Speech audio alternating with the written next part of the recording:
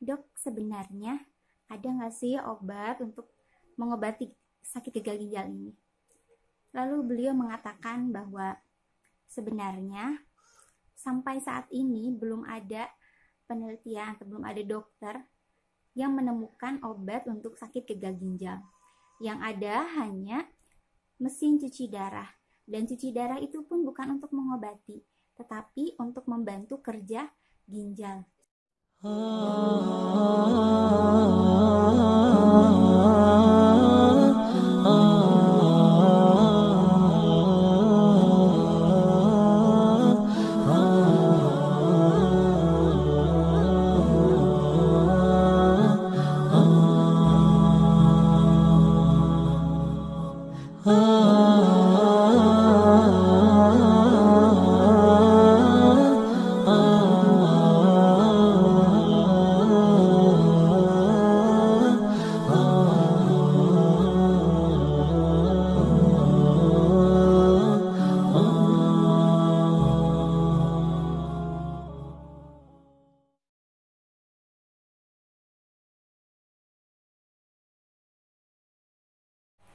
Assalamualaikum warahmatullahi wabarakatuh.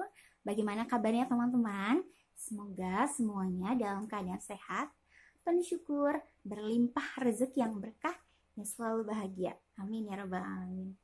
Alhamdulillah, pada kesempatan kali ini insya Allah saya Deska Pratiwi akan sharing tentang perjalanan dan pengalaman saya selama 1 tahun menjadi pasien gagal ginjal dan cuci darah. Dan sebelumnya teman-teman, saya ingin bersyukur sekali pada Allah Subhanahu wa taala karena alhamdulillah atas izinnya saya masih bisa bertahan dan berjuang sampai detik ini. Ini semua atas kemudahan yang diberikan oleh Allah Subhanahu wa taala. Meskipun dalam perjalanannya banyak lika-liku naik dan turun kondisi saya, tapi alhamdulillah sampai detik ini saya masih bisa bertatap muka dengan teman-teman semuanya, masih bisa sharing, dan semoga Allah memberikan segala kemudahan untuk kita semua. Amin ya rabbal alamin. Nah, ketika saat ini sudah hampir 1 tahun, ya 1 tahun ya, tepatnya dulu itu awal mula sakit itu Syawal, dan sekarang sudah masuk Syawal juga, jadi memang sudah 1 tahun saya menderita sakit gagal ginjal ini. Masih teringat gitu ya dulu ketika awal mula sakit divonis oleh dokter bahwa saya ternyata sakit gagal ginjal dan harus cuci darah rutin seminggu 2 kali. Nah, ketika itu memang perasaan saya itu kalut gitu ya, merasa tidak menyangka mengapa saya bisa sakit gagal ginjal. Kemudian mungkin mental saya dulu masih belum kuat ya. Saya masih belum menerima apa yang terjadi seperti itu. Namun seiring berjalannya waktu sampai saat ini alhamdulillah Allah masih berikan saya kesempatan untuk bisa hidup, beribadah, menjalankan aktivitas sehari-hari meskipun tidak sama seperti ketika sehat dulu. Jadi dulu itu setahun yang lalu ketika dokter memvonis gagal ginjal, pikiran saya tuh kemana-mana gitu.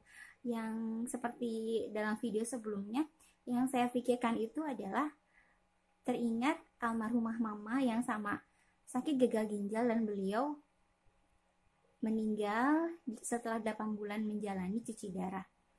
Ketika itu saya teringat gitu ya, ada yang mengatakan bahwa gagal ginjal itu seperti lagu menghitung hari. Masih ingat lagunya ya. Ketika saya sakit ternyata benar gitu ya, saya itu membayangkan mama yang sakit 8 bulan, lalu bagaimana dengan saya? Dan sejujurnya gitu ya, ketika itu saya benar-benar menghitung hari gitu ya.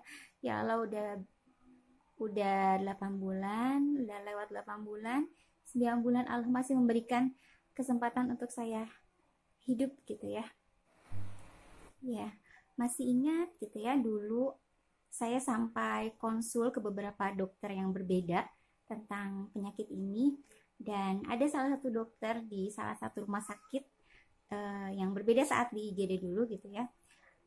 ketika itu saya bertanya gitu ya, konsultasi, dok sebenarnya ada nggak sih obat untuk mengobati sakit gagal ginjal ini?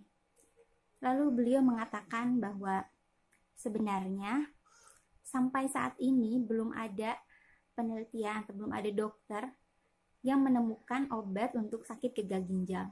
Yang ada hanya mesin cuci darah, dan cuci darah itu pun bukan untuk mengobati, tetapi untuk membantu kerja ginjal.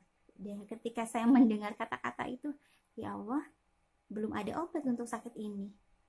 Kemudian saya bertanya juga gitu ya, saat cuci darah, kalau tidak salah saat cuci darah yang ketiga di rumah sakit, saya ngobrol gitu ya dengan salah seorang perawat.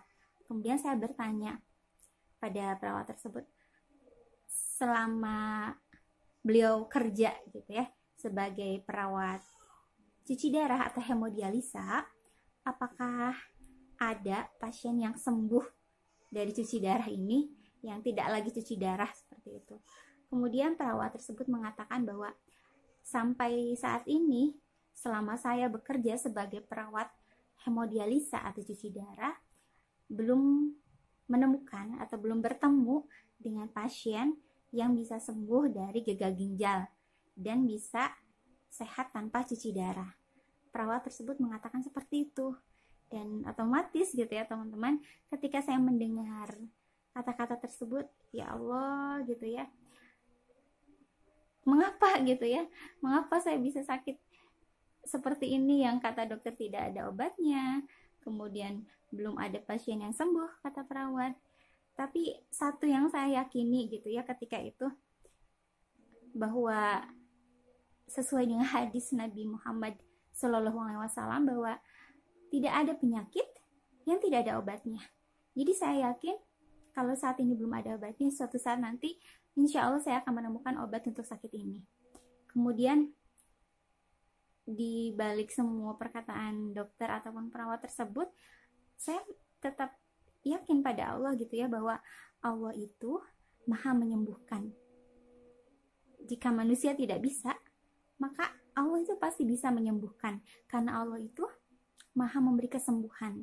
Makanya ya Allah, tidak ada tempat untuk saya meminta pertolongan selain kepada Allah, dan hanya Allah yang mampu menyembuhkan gitu.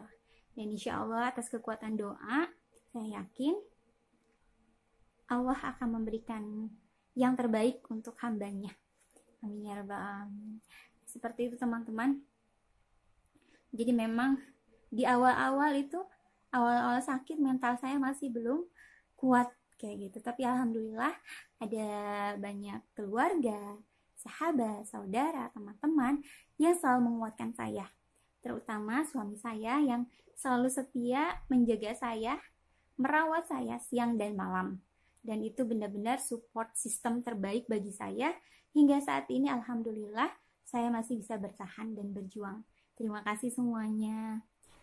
Kemudian selama 1 tahun perjalanan saya itu, memang kondisi saya itu naik dan turun. Ada kalanya sehat, bisa beraktivitas, ada kalanya ngedrop sampai benar-benar tidak bisa melakukan apapun, seperti itu. Dan di bulan pertama, kedua, ketiga itu masih baik-baik saja gitu ya kondisinya sebelum rutin cuci darah. Namun ketika bulan keempat dan seterusnya, ternyata kondisi makin ngedrop gitu, karena memang saat itu kami memutuskan untuk tidak cuci darah tapi menggunakan alternatif seperti herbal dan yang lainnya.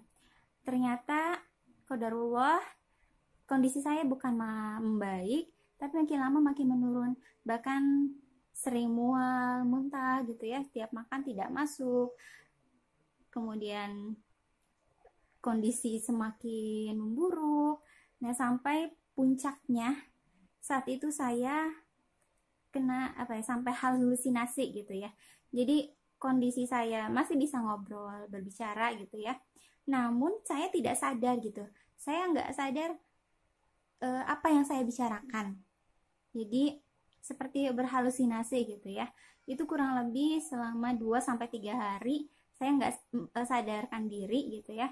Tapi mulut saya terus ngobrol segala macam, sampai tidak mau makan, kata suami gitu ya. Terus makan itu harus melalui hidung gitu ya, pakai selang.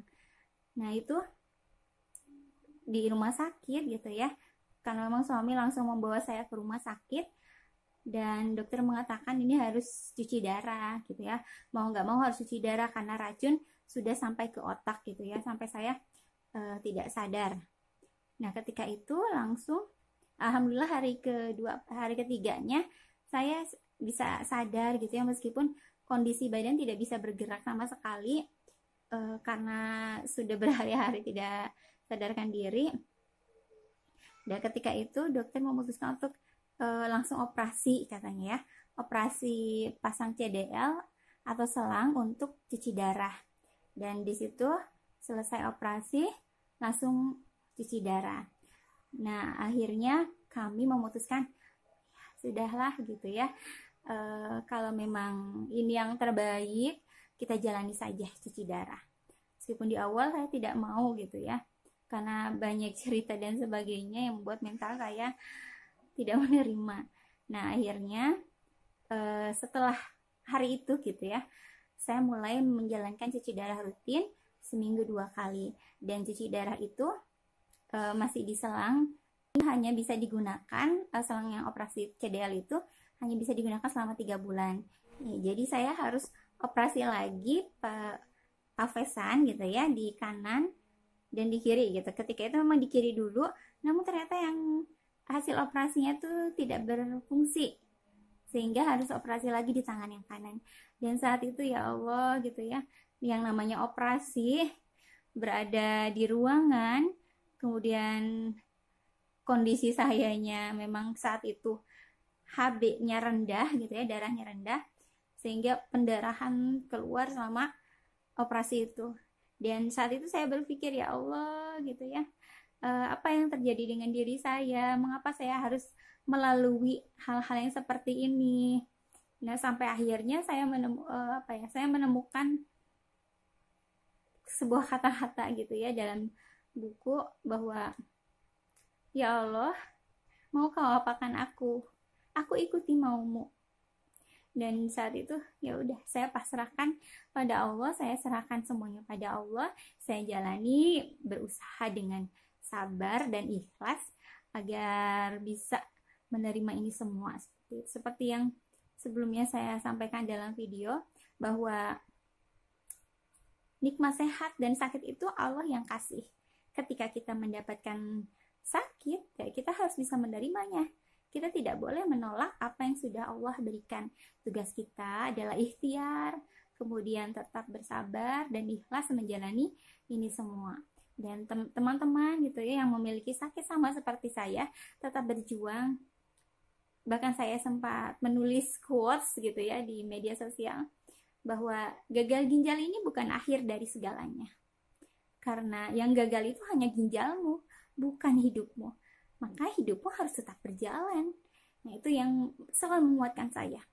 Ketika saya lelah, saya pun menguatkan diri saya, boleh lelah, asal jangan menyerah, tetap kuat gitu ya. Dan untuk teman-teman semua yang saat ini diberikan nikmat sehat, tetap bersyukur pada Allah dan tetap menjaga kesehatan, karena itu adalah nikmat yang paling berharga, nikmat yang sangat berharga.